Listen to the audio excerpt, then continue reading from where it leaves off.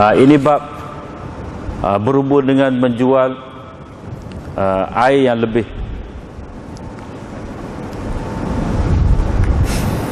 Dengan sanadnya Imam Tirmizi meriwayatkan daripada Iyas bin Abd al-Muzani, katanya Rasulullah SAW telah melarang daripada menjual air. Di dalam bab ini diriwayatkan daripada Jabir bin Haisah, daripada ayahnya, daripada Abu Hurairah, daripada Aisyah, Anas dan Abdullah bin Amr. Hadis Iyas adalah hadis hasan sahih. Amalan berdasarkan kepada hadis ini di sisi kebanyakan ahli ilmu, mereka melarang daripada menjual air. Itu pendapat Ibnu Mubarak, Syafi'i, Ahmad dan Ishaq. Sebahagian daripada ahli ilmu memberi kelonggaran berhubung dengan menjual air. Antara mereka ialah Hasan al-Basri. Dengan sanadnya Imam Tirmizi meriwayatkan daripada Abu Hurairah bahawa Nabi SAW bersabda, tidak boleh dihalang lebihan air untuk dihalang dengannya itu padan ragu, rumput. Hadis ini adalah hadis hasan sahih. Abu Milhan namanya Abdul Rahman ibn Mut'im, orang Kufah.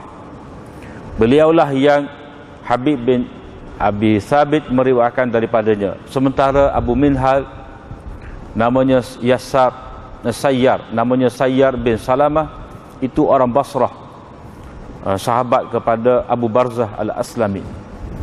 Ini bab berhubung dengan larangan daripada mengambil upah mengawan unta jantan. Dengan sanadnya Imam Tirmizi meriwayatkan daripada Ibnu Umar, katanya Rasulullah SAW larang daripada upah jantan. Di dalam bab ini diriwayatkan daripada Abu Hurairah, Anas dan Abu Sa'id. Hadis Ibnu Umar adalah hadis hasan sahih. Amalan berdasarkan kepada hadis ini di sisi kebanyakan, di sisi sebahagian ahli ilmu, sebahagian daripada mereka membenarkan, memberi kelonggaran untuk menerima hadiah kerana itu ataupun penghargaan. Dengan sanadnya Imam Tirmizi meriwayatkan daripada Anas bin Malik, ada seorang lelaki daripada Bani Kilab tanya kepada Nabi SAW tentang upah unta jantan untuk mengawan. Rasulullah SAW melarangnya. Orang itu berkata, wahai Rasulullah, kita memberi pinjam unta jantan, yakni untuk diambil benih dia tu, fanukram, lalu kita diberi penghargaan, diberi hadiah. Maka Rasulullah SAW memberi kelonggaran kepadanya itu berhubung dengan hadiah. Hadis ini adalah hadis hasan gharib. Kita tidak mengetahuinya kecuali melalui hadis Ibrahim bin Humaid daripada Hisham bin Urwah. Ini bab berhubung dengan harga anjing, jualan anjing. Dengan sanadnya Imam Tirmizi meriwayatkan daripada Abu Mas'ud al-Ansari, katanya Rasulullah SAW telah melarang daripada harga anjing, bayaran pelacur dan upah kepada tukang tilik, tukang tenung. Hadis ini adalah hadis hasan sahih. Dengan sanadnya Imam Tirmizi meriwayatkan daripada Rafi' bin Khadij bahawa Rasulullah SAW bersabda,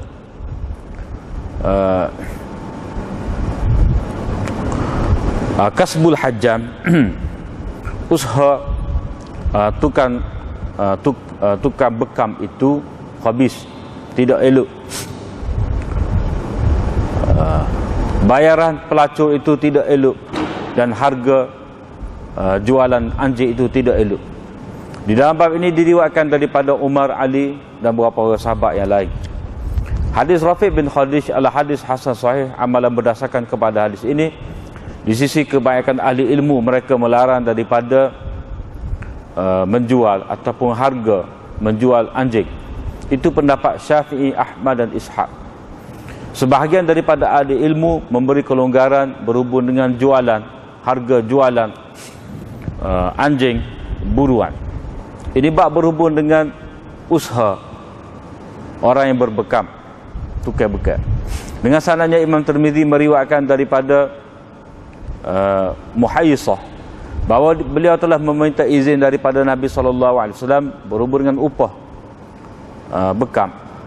Rasulullah SAW melarangnya. Maka dia terus meminta daripada Nabi SAW dan meminta izin daripada baginda, sehinggalah baginda menjawab, berilah makan hasil tadi kepada unta kamu nadihak, mana unta yang kamu gunakan untuk menyirami tanaman, dan berilah makan kepada hamba engkau.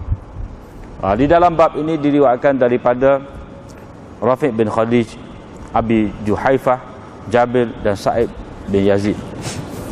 Amalan berdasarkan hadis Muhayyisah adalah hadis hasan sahih. Amalan berdasarkan kepada hadis ini di sisi sebahagian daripada ahli ilmu, Imam Ahmad berkata, jika tukang bekam itu bertanya kepadaku, aku melarangnya dan aku berpegang dengan hadis ini. Ini bab berhubung dengan kelonggaran, berhubung dengan usaha kerja hajam. Dengan sanadnya Imam Tirmizi meriwayatkan daripada Humaid At-Tawil, katanya Anas bin Malik telah ditanya berhubung dengan usaha orang yang berbekam. Anas berkata, Rasulullah SAW pergi mendapat rawatan bekam, dan baginda telah dibekam oleh Abu Taibah. Rasulullah SAW memerintahkan supaya diberikan kepadanya itu 2 gantang makanan, yakni tamar. Dan baginda berunding dengan tuannya, lalu mereka itu mengurangkan daripada kharajnya, daripada hasil kerja Abu Taibah tadi. Baginda bersabda, sesungguhnya rawatan yang paling baik yang kamu ambil ialah berbekam, dan sebaik-baik ubat kamu adalah berbekam.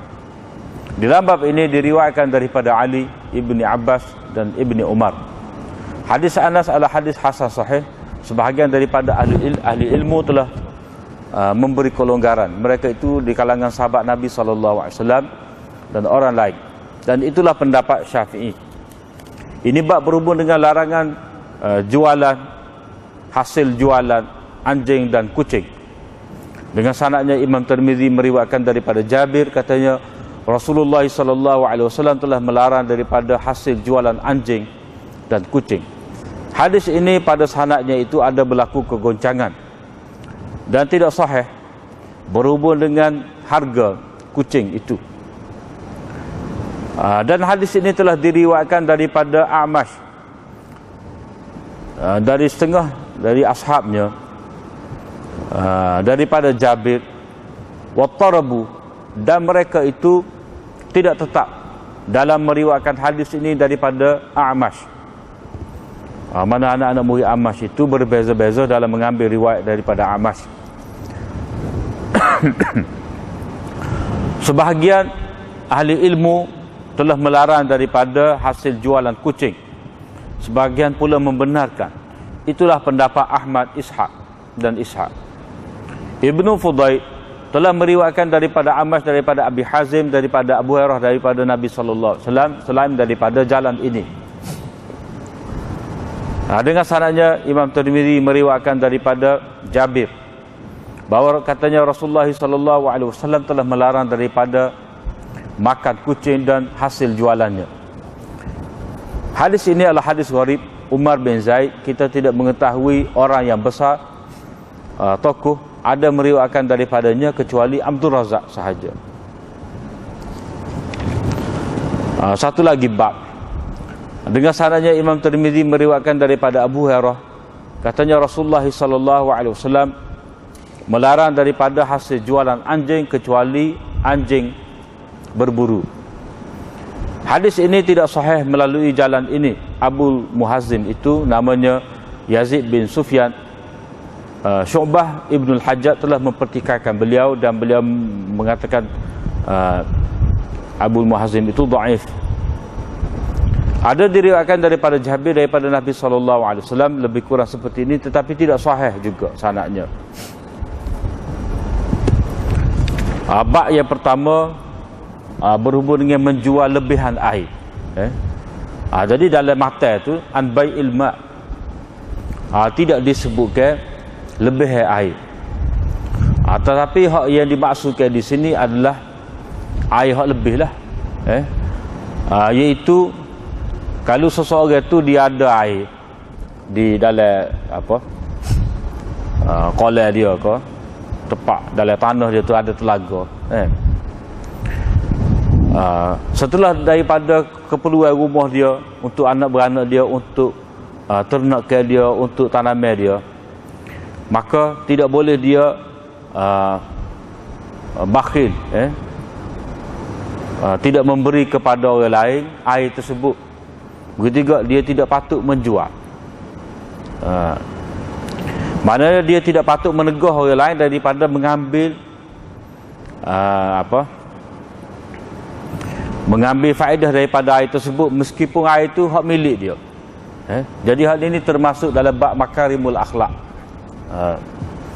Mana kalau kita ada lebih air, berilah kat orang, lepas daripada keperluan kita. Cuma dalam membahaskan masalah ni, ulama ada menyebut kalau mengikut riwayat ni, lebih air ni tak kira. Air ni berada dalam tanah kita ke ataupun di tanah mubah, tanah umum. Dalam tanah yang dimiliki ke ataupun di tanah umum ke, sama ada untuk diminum atau untuk siraman pokok ke, untuk diminum oleh manusia ke ataupun untuk orang lain, maka tak boleh.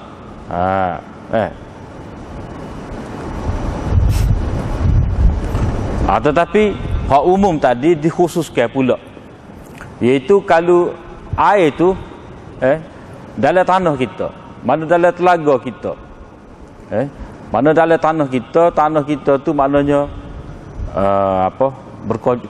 ada pagar, ada kunci apa semua, maka orang lain tak boleh masuk ambil. Begitu juga kalau air itu dalam taki kita, kita buat naik daripada telaga tu dengan anjing, letak dalam taki kita, ada pala pahit, jadi orang lain tak boleh nak ambil. Itu dikira air yang terjaga, muharras. Air yang terjaga dalam tanah kita, dalam tempat milik kita, maka orang lain tak boleh ambil. Dan kita boleh nak jual, boleh nak jual.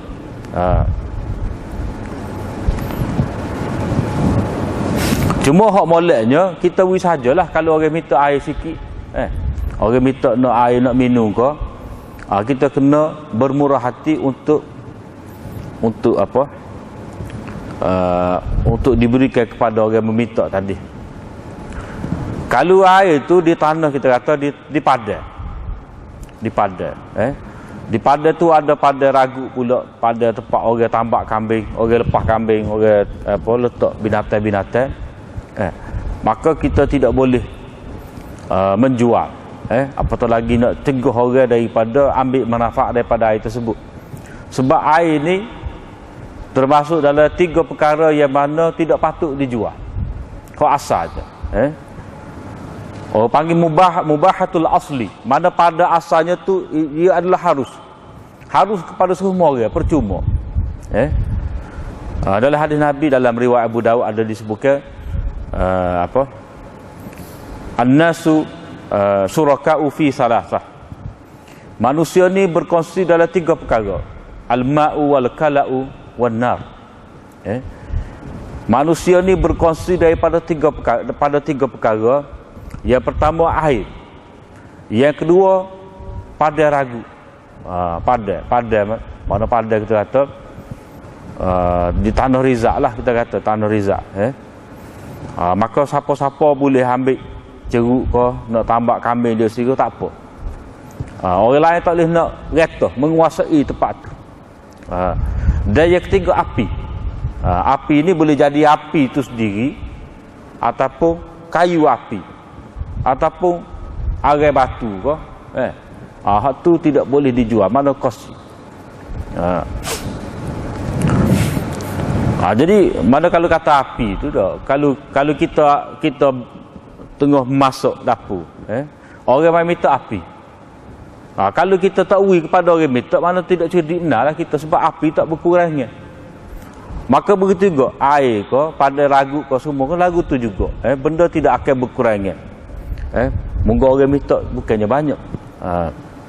Tetapi macam air tadi, kalau dalam milik kita, milik kita, kita usahakan, kita pasang anjing, maka kita nak jual boleh ke tidak? Boleh. Sebab ada usaha kita. Hak talihnya, hak di tanah kerajaan, kita nak retah kita. Kita nak kuasai, dan kita nak jual pula kepada pihak yang lain. Jadi hak tu milik umum. Ada pun hak kerajaan lah ni, dia gali telaga, dia gali telaga pasal anjing, ada taki pula, dia cah pula atas setiap biar air rumah-rumah tu, itu mengikut kos lah, mengikut kos dia pasal paip dak, selenggara wak naik tu dengan mesin, dengan api, dengan tenaga. Jadi cah tu atas hak tu. Kalau kira tidak jual juga tu dikira perkhidmatan, dikira sebagai perkhidmatan. Jadi perkara-perkara di sini dia panggil irtifak. Irtifak dalam istilah kitab fiqh, iaitu kemudahan yang dikongsi bersama. Macamlah kita ada jalan raya, ada lokal, jadi hak tu benda yang perlu. Kalau rumah kita ada tanah, dak, orang nak buat rumah tak ada jalan untuk dia, maka kita kena beri jalan. Itu panggil irtifak, dalam istilah kitab fiqh. Dia tidak baca irtifak dalam kitab Syahwalullah, Hujatullah Balighah. Irtifak tu lain, hak tu tahap kemajuan yang dicapai oleh manusia. Hak irtifak di sini makna kemudahan yang dikongsi bersama. Dalam satu tempat, kita kata ada jalan raya, ada lorong, kita boleh masuk ke rumah kita tu tanpa melalui tanah orang. Kita boleh masuk dengan kereta kita parking dalam pagar rumah kita. Bukan kata tak boleh masuk lalu ke pintu pagar rumah orang, tidak. Ada kita nak masuk dapatkan saluran air bersih dan saluran air keluar. Begitu juga ada taman permainan ke, itu semua panggil irtifak, benda yang dikongsi bersama.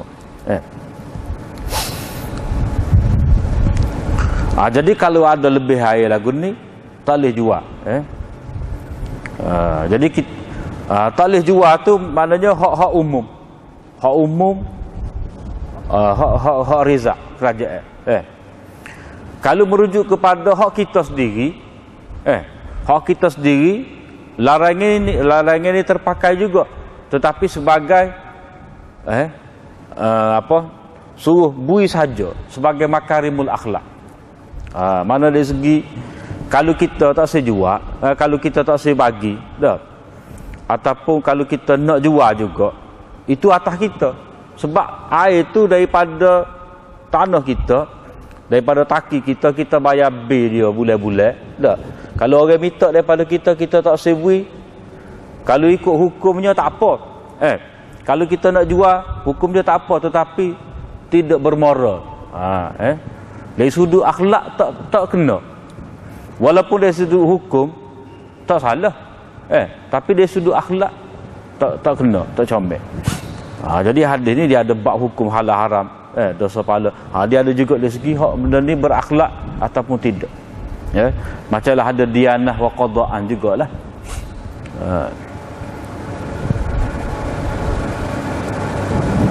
Jadi hak moleknya, orang mari minta air kepada kita, kita beri secara percuma tanpa kita kena ke apa-apa bayaran ataupun tukaran.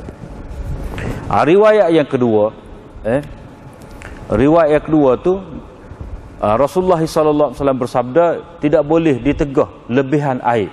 Mana kalau orang tu ada lebihan air dia, mana di kawasan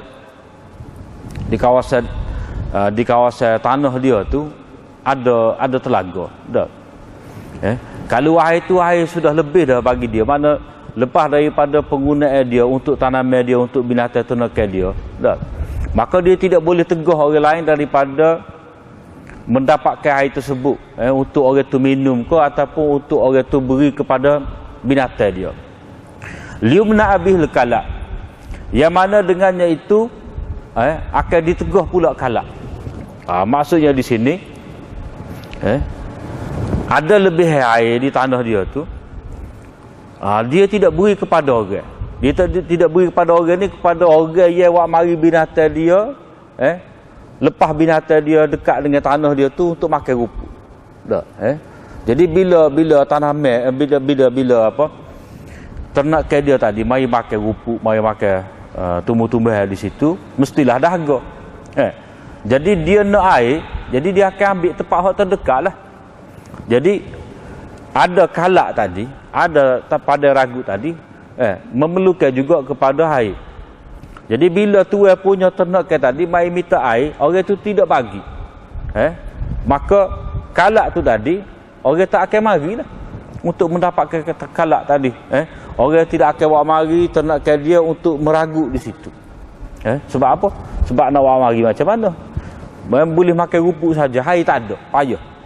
Jadi menyebabkan dia akan beralih kepada tempat yang lain. Jadi kalak tu kesudahan lagu mana? Boleh kepada tuan air tadi.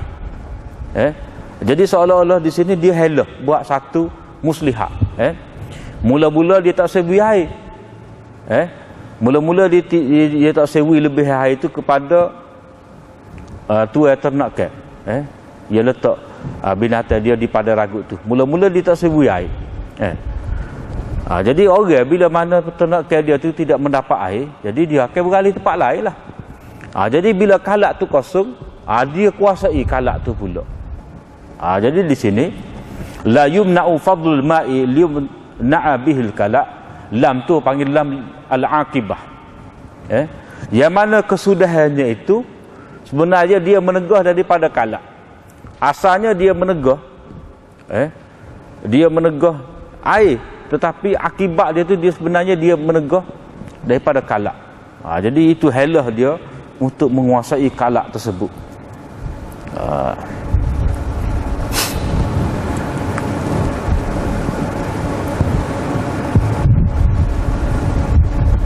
Ni helah lah. Daripada hadis ni juga menunjukkan bahawa helah tak boleh trik, muslihat tak boleh. Begitu juga di sini Nabi SAW dia nampak ni kesudahan perkara, orang panggil ma'alak, i'tibarul ma'alak, mana dalam menetapkan hukum ni kena mengambil kira kesudahan akan datang, kemungkinan yang akan berlaku. Maknanya mula-mula tak dapat air, akhirnya tidak dapat kalak tadi. Mula-mula dia memang tujuan dia nak tak sewi air, tapi sebenarnya mengakibatkan kalak tadi jadi kosong. Orang wak alih ke tempat lain ternakan dia, jadi dia menguasai pula kalak tersebut. Jadi itu tak kena. Padahal air dan kalak ini termasuk di bawah perkongsian manusia. Ni masalah tempat kita tak timbul ni. Ni setengah-setengah tempat. Di Arab pun ada lagi tempat perah kambing di bukit-bukit apa semua tu. Ini bab berhubung dengan larangan daripada asbil fahli. Asbil fahli ni maknanya fahlu tu binatang hak jantan. Binatang jantan. Jantan ni orang ambil bakar dia lah, mani dia tu. Guna untuk mengawal. Jadi orang-orang dulu dia sewa. Dia ada akad dia sewa. Orang jahiliah tu dia sewa, kata untuk kamu ni bakar molek, saya nak sewa sebulan untuk ambil bakar dia. Jadi sewa tu untuk apa? Untuk mengawal dengan hak betina dia lah. Jadi itu dilarang oleh Nabi. Sebab pertama dia sewa-sewa ni dia kena tahu qadar. Berapa kali berlaku mengawal tu. Dah. Lepas tu air mani hok terkeluar tu hok disenyawa ke pada betina tu banyak mana? Jadi kau tidak. Jadi benda-benda lagu ni itu termasuk dalam majhulat. Benda yang tidak diketahui dan gharar. Itu yang pertama. Yang kedua, benda lagu ni orang tak jual. Mana benda kita kata tak pernah sabar nak jual air mani, nak jual benih binatang, tak pernah sabar. Jadi benda lagu ni benda percuma. Macam air tadi lah. Ni semua benda percuma. Mana orang tahu kira ni, tak kira benda ni. Orang pakai nak ambil bakar kambing lemah dah. Dia kata tak boleh kena cah. Jadi nak cah atas ke apa? Atas usaha yang dibuat oleh binatang dia. Jadi benda-benda lagu ni orang tak, orang bermurah hati, orang pakai percuma aja. Tidak perlu bayar sebenarnya. Kalau lah ni kalau orang tu nak benih kat jabat highway mari cocok lah. Tak tahulah cah kau tidak. Kalau cah pun tambah minyak dia mari. Ataupun benda tu sendiri tak perlu. Benda kita kata benda tidak patutlah untuk kita akak. Mana benda yang hina, benda yang tidak orang tak kira awak rega, orang tak awak rega.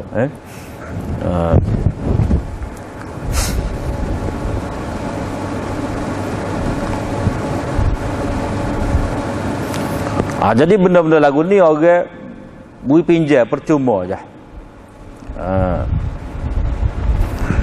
Kemudian dalam hadis yang kedua tu dia kata inna nutrikul fahla, kita bui pinjam hak jatuh ni fanukram, kita diberi penghormatan, mana diberi hadiah. Nabi kata tak apa hadiah. Mana kalau kita kata ada demo bui pinjam pada kita kambing dah, kita nak buat bakar, jadi dia pun balas lah dengan beras saguning. Tak apa lagu tu sebab tidak disebutkan semasa akad. Mana orang bui hadiah, orang panggil sagu hati. Orang bui sebagai sebagai berterima kasih lah. Jadi tak okey lah. Kita boleh faedah daripada orang. Tak. Tapi kita tak kita tidak memberi faedah pada orang lain pula. Mana tak ada tanda terima kasih. Walaupun kita kata dapat ke, tapi tak boleh lah. Mana manusia ni dia kadang-kadang dia nak hadiah juga, dia nak balasan juga walaupun dia tidak minta. So, orang panggil sebagai orang kira sebagai mana adab lah. Sebagai mana tanda terima kasih mesti ada. Mana tidak loket, tidak bakhil. Untuk berterima kasih bukan sekadar mulut saja, tetapi dengan ada pemberian.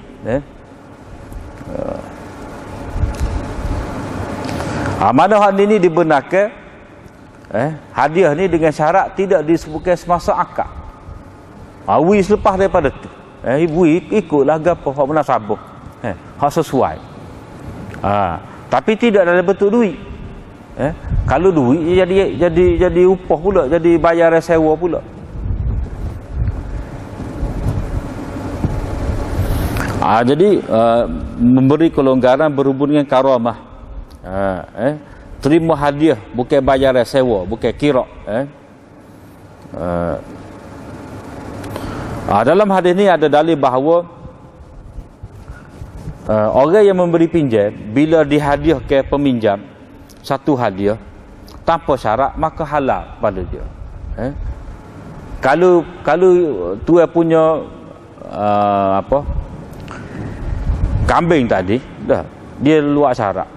Saya bagi kepada kamu ni kambing saya untuk kamu ambil bakar daripada dia, maka kamu kena builah sesuatu kepada saya. Ikutlah tak ya. Tapi ada dia sebut sebagai syarat. Maka tak boleh. Tak boleh.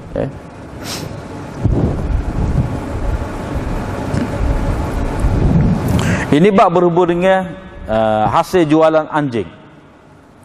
Rasulullah sallallahu alaihi wasallam melarang daripada hasil jualan anjing. Mana anjing ni orang tak jual.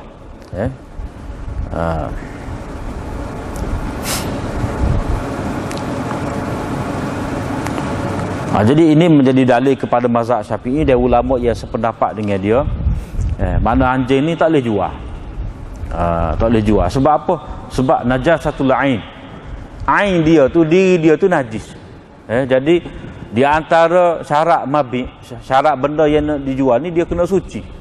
Jadi anjing tidak suci, maka tidak boleh dijual. Itu ialah mengikut mazhab Syafi'i. Tetapi mengikut mazhab Hanafi, dia kata hak anjing Nabi larang daripada hasil jualan anjing ni sebab anjing ni buat apa? Nabi suruh bunuh. Jadi anjing ni tak ada manfaat. Tak ada manfaat. Tetapi kalau anjing tu ada manfaat pula, anjing untuk masyiyah, untuk jaga ternak ke ataupun untuk jaga tanam, ada manfaat, boleh pula. Boleh jual ataupun panggil anjing berburu, kalbus said. Jadi hak mana ada manfaat boleh dijual, hak tak ada manfaat tidak boleh dijual. Mazhab Syafi'i pula kata tak boleh jual sama sekali, sebab dia tu sendiri najis. Najis.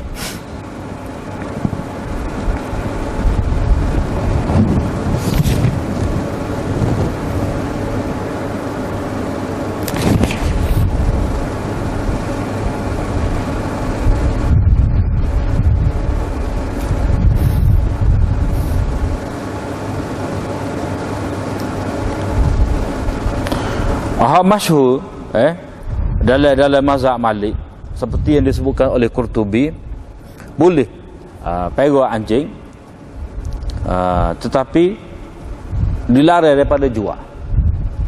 Mana anjing yang ada guna lah, untuk tanaman ataupun untuk ternak, untuk berburu, tapi tak boleh jual. Tetapi kalau mengikut mazhab Hanafi tadi, dia boleh jual. Mazhab Malik kata tak boleh jual. Sebab dia pergi dengan hadis ni larang. Mazhab Hanafi dia kata hak tak boleh jual tu tak ada manfaat.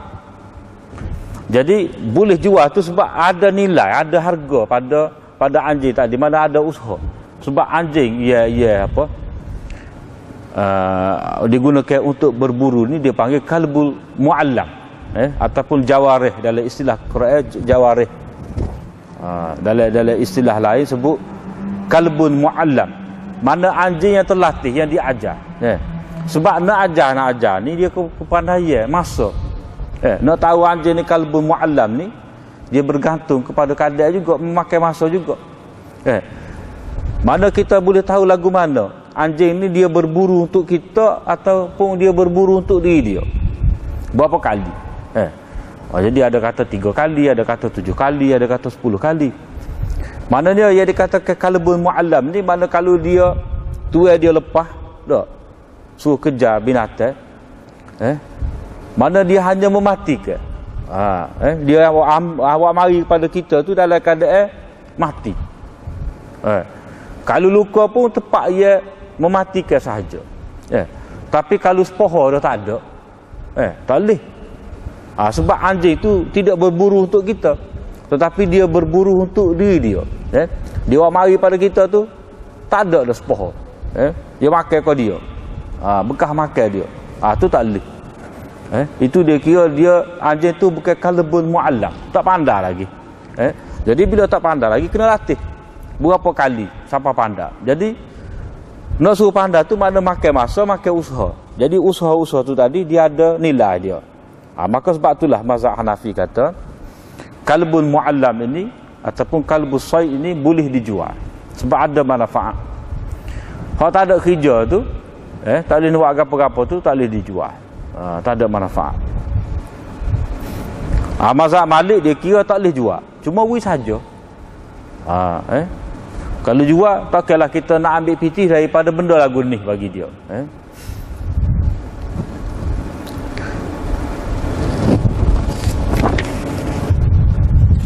Yang kedua, mahrul baghi, mahar pelacur. Disebutkan mahar ni sebagai majas.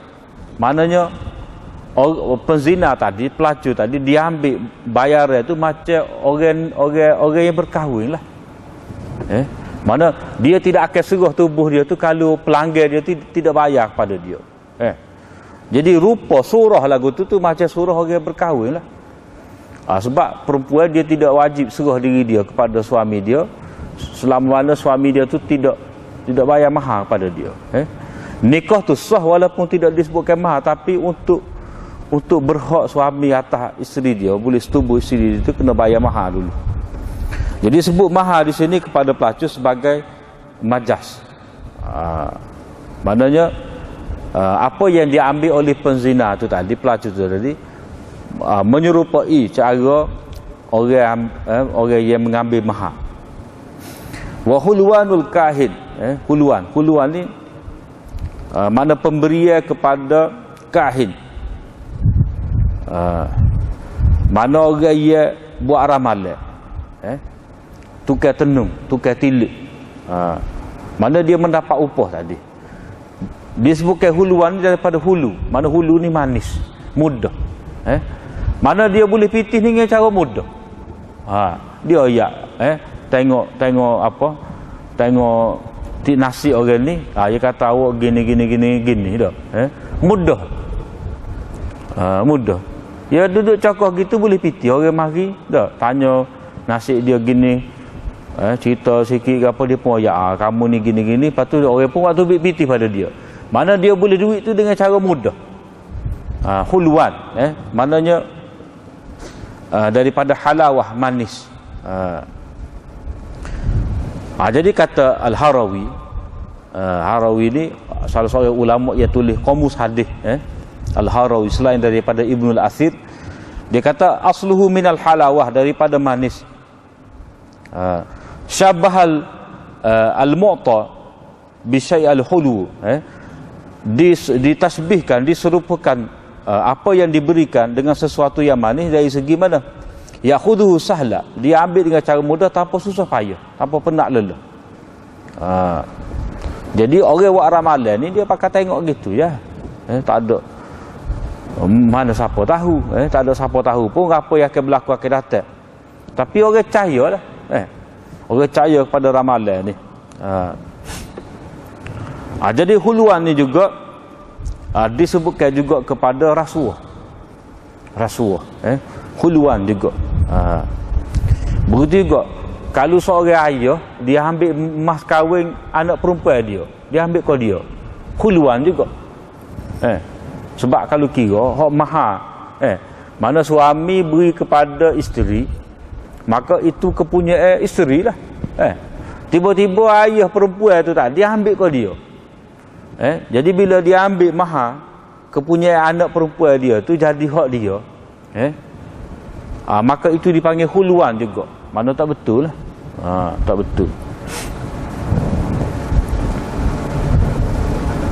Tapi kalau setengah adat tu dia ambil, memang dia ambil. Dia ambil separuh. Dia kata ni nak lelah pera dulu. Tu tak boleh. Jadi tidak ikhlas lah pula. Jadi hak tu kepunyaan anak perempuan tu. Lepas tu soal dia nak beri kepada ayah dia, itu kemudian mana hak mula-mula sekali dia terima lah.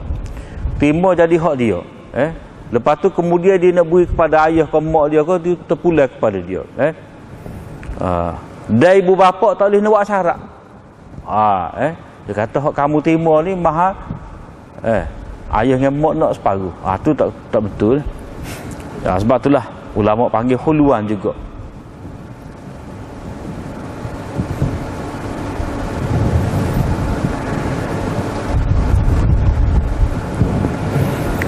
Riwayat satu lagi daripada Rafi' bin Khadij, Rasulullah sallallahu alaihi wasallam bersabda, hasil hasil tukar bekam itu tak molek. Ini semua ni sebutkan sebagai tak molek. Mahar pelacur pun tak molek, jualan anjing pun tak molek. Lepas tu buat apa? Upah hajam tu tak molek juga, khabis. Jadi ada bak dia. Ni ada bak dia. Abad dia tu riwayat daripada Muhayyisah bahawa dia minta izin daripada Nabi SAW berhubung dengan mengambil upah berbekam. Mana Nabi lagi tu dia minta, sehingga Nabi kata mu tak payah makanlah hasil tu, beri kepada unta. Maknanya duit tu beli, kalau kita beli dedak lah, beli makanan untuk unta kamu, dia beri makan kepada hamba engkau. Jadi maknanya sebagai orang yang mulia, ada kedudukan, dia tidak patut makan hasil daripada mengambil upah berbekam. Jadi di sini dalam hadis 1276 tu tadi menunjukkan khabis, tak molek, tercela, kotor. Jadi macam-macam ulama, macam-macam pendapat di kalangan ulama memberi tafsiran kepada hadis ni. Sebab pertama sekali usaha berbekal ni adalah satu pekerjaan, mana bukan semua orang pandai, mana ada kemahiran ni. Jadi kemahiran gapo pun, kalau orang tu ada kemahiran, ada nilai, maka dia berhak mendapat upah kepandaian tadi. Dan Nabi sendiri yang kedua berbekal. Lepas tu Nabi sebut ni perubatan, cara berubah, hak paling molek. Jadi dalam masa yang sama Nabi kata tak molek. Jadi hak mana tu? Mana hadis ada di sini dia sebagai hadis muskil, ataupun hadis yang mukhtalif, bercanggah. Satu hadis menunjukkan kepada larangan, satu hadis lagi menunjukkan kepada keharusan. Dan malah molek pula. Jadi hak dalam hadis 1276 riwayat Rafi' bin Khadij ni, mana makruh, tidak disukai kerana dana'ah. Mana kerja ni, mana kerja melibatkan darah kotor. Tak apa comel. Tak apa comel.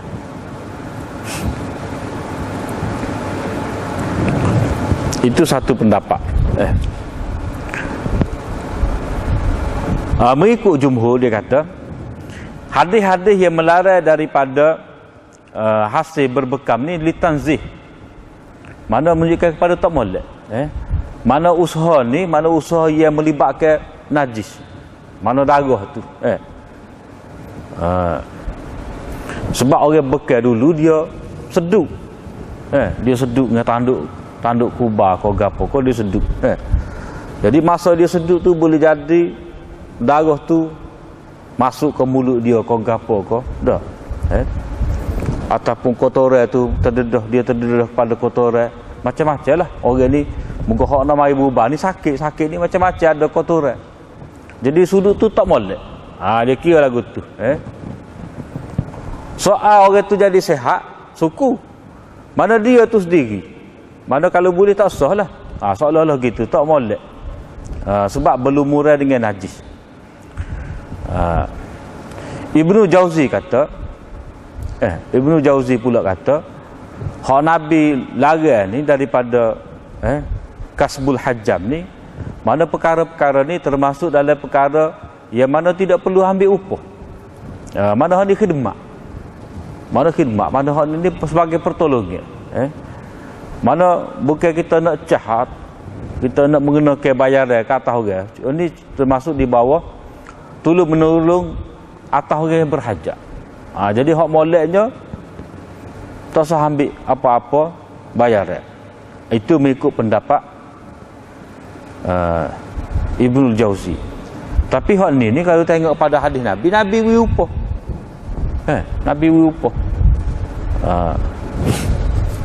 Lepas tu memang kerja dia tu memang ambil upah. Sebab itulah Nabi kecek dalam hadis 1278 tu, Abu Taibah tadi, Nabi beri kepada dia 2 gantai tamak. Ta'am tu maksudnya tamak. Lepas tu Nabi kecek, Nabi berunding dengan ketua dia, pemilik dia tadi, sebab dia hamba. Jadi fawada'u anhu, mereka mengurangkan daripadanya itu kharaj. Kharaj ni maksud dia, orang tu bila dia ada hamba, dia akan suruh hamba ni bekerja untuk dia. Jadi separuh ataupun beberapa bahagian daripada pendapatan hamba dia tu tadi, kata hamba dia tu pergi upah naik, ambil upah naik buah tamar kan? Kalau dia dapat 2 gantai tamar, jadi 1 gantai untuk diri dia, 1 gantai untuk tuai dia. Jadi Nabi kecek berunding dengan tuai dia ni, kuranglah kharaj dia tu. Masuk kharaj di sini pendapatan dia sebagai hamba. Mana orang dulu dia ada ramah hamba ni, dia boleh kerah hamba dia ni ambil upah. Ada juga hak suruh hamba dia ni zina. Hak dalam ayat surah surah An-Nur tu, wala tukrihu fatayatikum alal bigha. Surah An-Nur ayat 33 tu. Hak tu hak ada hamba perempuan, dia suruh hamba dia melacur, upah tu diambil ke dia. Tu Nabi kata tak boleh. Jadi nak ayat di sini hamba ambil upah. Jadi dia ambil upah memang pekerjaan dia lah di sini. Makna dia ambil upah, Nabi beri upah pada dia. Jadi kalau kata upah tu tak boleh, takkanlah Nabi beri.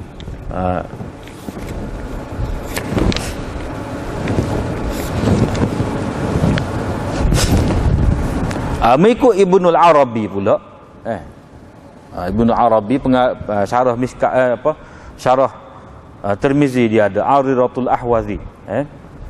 Dia cuba jamak. Kata Ibnul Arabi,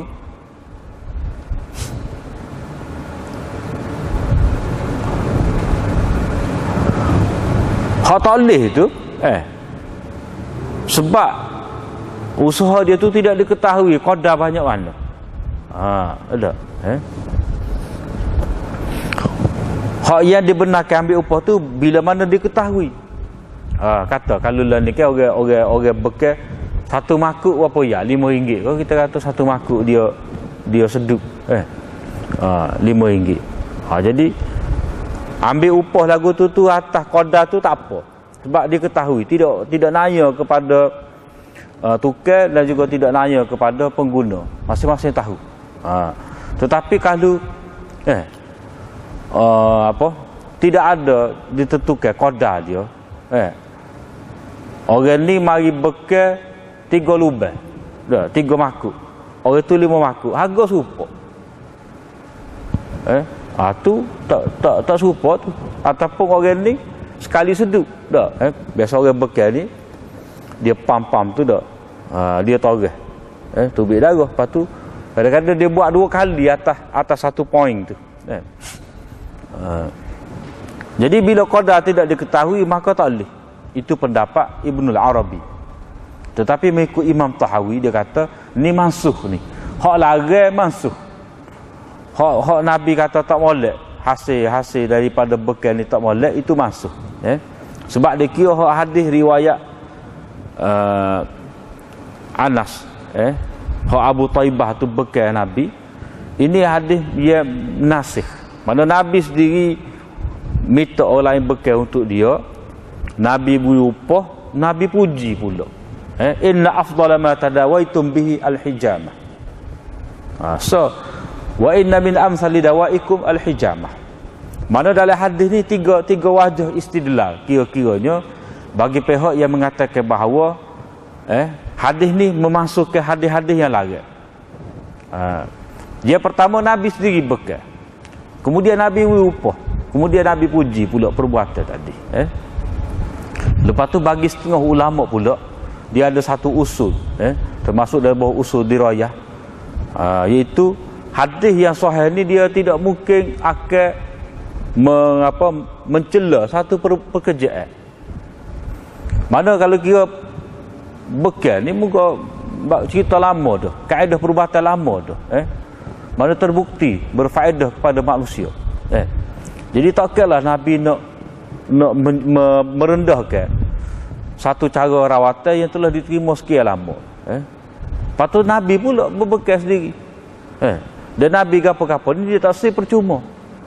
Mana dia sebagai Nabi tu dia tak sih mengambil kesempatan, saya ni Nabi kan, tak kiralah kamu nak ambil bayar daripada saya. Tidak, Nabi dia tidak akan ambil percuma daripada umat dia.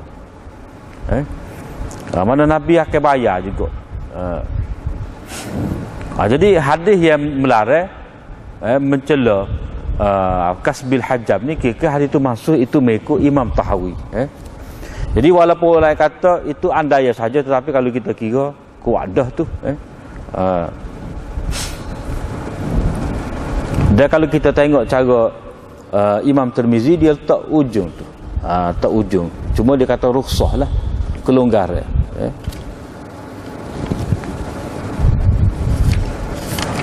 Kemudian larangan daripada harga jualan anjing dan kucing. Kalau anjing tu sesat lah. Ni kucing. Zaman ni zaman orang jual kucing. Bakar Parsi, bakar Rusia, dah. Seekor 1,000, 2,000, 3,000. Kalau ikut hadis ni Nabi larang. Hadis ni mengikut mazhab Syafi'i, dia kata hadis ni tidak kuat. Sebab itulah dalam mazhab Syafi'i jual kucing ni boleh. Boleh. Tetapi mengikut orang lain, dia kata hadis ni sahih. Banyak sokongan. Jadi ke mana pun larangan tetap ada. Mana tak boleh jual kucing. Sebab kucing itu sendiri, kucing itu sendiri, mana benda ni tidak perlu kepada usaha kita. Sebab dia sekali beranak 7 ekor. Jadi kita ni agak kawi tulai ikan, nasi lebih-lebih dah. Jadi dia membiak sendiri. Jadi benda lagu ni nak kucing, ambil sajalah. Jadi kalau jual tu tak pernah sabar. Sebab kucing ni dia macam anjing juga, dari segi tak boleh makan. Dari segi najis tidak najis. Beza anjing dengan kucing ni. Tetapi dari segi makan tak boleh makan. Supo je. Lepas tu dari segi kita nak ambil manfaat daripada dia. Gapo? Kita tak nampak. Sebab itulah kalau hadis Nabi larang daripada jual kucing ni, mana ada wajah kita boleh fikir. Sebab orang hak obses dah, taksub sangat dengan kucing ni. Kucing harga 7,000 dia beli juga. Tapi buat apa? Nak ikat tikus tak gerak sebab besar dah. Dia dalam kandang dia, dalam jaring dia. Dah. Jadi tak ada manfaat, tidak boleh ambil faedah daripada dia. Tapi kalau hak nak buat ikat tikus ni dah. Ya, kita tidak ada rega. Ambil saja je. Kita tidak kata mandi dia. Hak ni dia ada lembek dia, ada batal dia, ada sikat dia, ada bedok dia, ada shampoo dia, macam-macam. Mana cara tu lebih daripada manusia sendiri kasih sayang tu. Kos maintenance dia tu lebih daripada kita. Tak ada. Jadi hak tu mana kalau kata Nabi larang, mana ada patut jugalah, sebab buang masa habis pitih kut benda yang tak ada faedah pada kita. Tak. Kalau kita pergi ayat Israel boleh sembelih dah. Bunyi je ayat Israelnya. Tapi puas hati besar, boleh makan. Orang yang panggil ayat Israelnya, ayat besar. Jadi hak tu ada faedah, kita boleh makan. Hak ni kita nak makan lagu mana? Tak ada. Jadi laralah sia-sia. Tak ada. Macam orang hak kemaruk dengan burung tu. Burung titik ke apa, rela beli dengan harga tak cara dah berapa. Asalkan dapat memuaskan hati dia. Mana ada ni puas hati. Jadi orang kita ni kadang-kadang kucing tu dia buat dah kat tidur ke apa. Tak. Busuk tahi dia pun tak cara dah. Sebab obses tadi. Kemaruk tadi. Jadi habis masa situ. Jadi hak kita sebagai Islam ni tak perlu dah cara benda-benda lagu ni, banyak lagi kita nak cara. Kucing tu dia boleh hidup sendiri dia. Kucing ni dia boleh hidup sendiri dia. Dia rupuk dah. Terdesak rupuk dia boleh makan. Cicak, lipah ke apa. Dia makan belakang. Cuma kita tak boleh kurung tu dia. Jadi kalau nak jual tak padah. Jual. Kemudian bab terakhir, tak ada tarjamah tu bab. Hal ni pengecualian. Ada riwayat daripada larang daripada hasil jualan anjing kecuali anjing buruan. Jadi masalah ni dari segi hak hukum kita bicara tadi, dah. Itu berdasar kepada kaedah lah, qiyas ke apa semua. Tetapi kalau berdasar kepada riwayat secara khusus yang menyebut pengecualian hasil jualan anjing kecuali anjing buruan ni, ini tidak sahih riwayat ni. Tidak sahih. Sebab di sini Imam Tirmizi kata Abu Muhazzin ini syubhah pertikaian dia. Itu sebab kedhaifan yang pertama. Yang kedua sebab yang kedua Hamad ibnu Salamah. Hamad ibnu Salamah hal ini dalam hak Imam Tirmizi sebut waqad ruya an Jabir anin Nabi sallallahu alaihi wasallam wa hadza wala yasihu isnaduhu.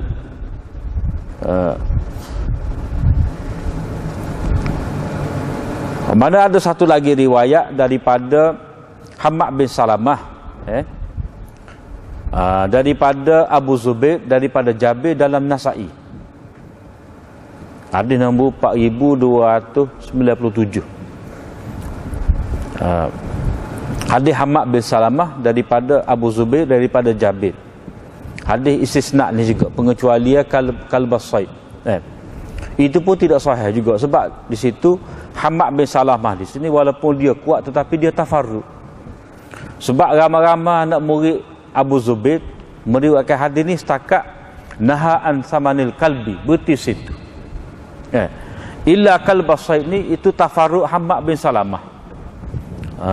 Jadi orang-orang sikoh yang lain kata tak ada tafarruq tersebut. Tak ada tambahan tersebut. Jadi walaupun Hamad bin Salamah ni orang kuat, orang panggil kaedah ziyadatus siqah maqbulah, di sini tidak dipakai. Dikira sebagai di sini mukhalafah. Syadz. Tafarruq dia sebab ramai-ramai anak murid Abu Zubair, Muslim bin Tadrus Al-Makki tadi tidak menyebut pengecualian ni. Cuma hukum kalbas said ini boleh jual, itu mengikut mazhab Hanafi lah sebab dikira manfaat. Manfaat. Mana dia ambil kira kepandaian yang dimiliki oleh anjing tersebut hasil daripada jaga ataupun latihan oleh tuan dia. Jadi tuan dia tu berhak jual. Mana ada nilai lah. Mana kalau orang tu mari berdil anjing buruan kawan ni dak katok kau gapo kau ditepuh kau, dia kena bayar ganti rugi lah sebab dikira sebagai harta juga.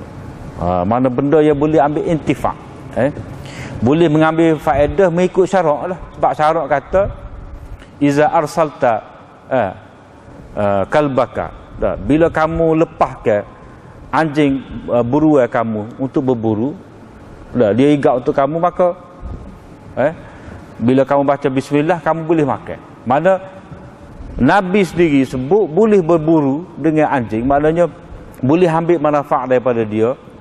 Berarti intifak tadi, intifak mengikut syarak, mana dia diakui oleh syarak. Bila intifak itu mengikut syarak, maka dia sebagai harta tu menepati menepati ta'rif harta. Sebab harta ni mana sesuatu yang bernilai yang diambil manfaat daripadanya mengikut syarak. Itu ta'rif harta. Benda yang berharga yang boleh diambil manfaat mengikut syarak. Kalau kata gitar, gitar. Jadi intifak menurut syarak tak ada tu. Dia alat muzik, alat lagu. Jadi intifak mengikut syarak tak ada. Kalau anjing ni ada. Pak Nabi suruh buru dengan dia, ada perintah, ada kebenaran daripada Nabi untuk berburu dengan anjing. Kemudian bau majah fi karahiyati bai'il mughanniyat. Wallahu a'lam.